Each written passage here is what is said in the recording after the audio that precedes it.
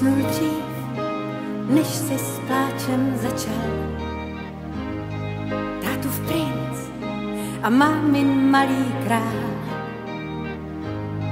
Usnul, je to div, už druhý veršík začal.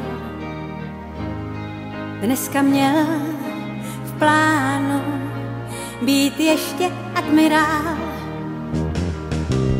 Usnul nám spí, zas nechal hračky rozházené, křídou pokreslil i chodník od fišárků. Usnul nám spí a kolínko má natlučené. Večer, když jsem jel, tak s mámou vedl válku.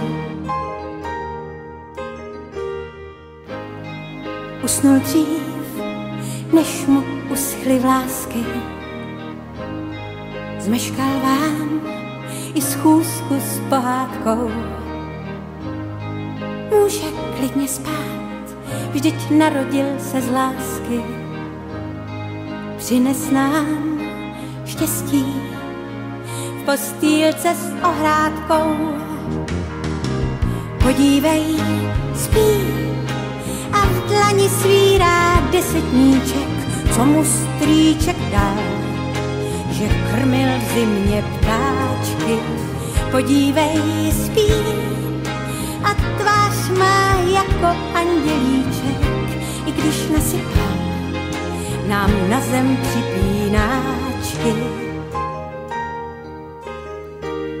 Podívej, spí, už ve snách letí za pohádkou, věří v bezpečí, ta něžná dětská ústa.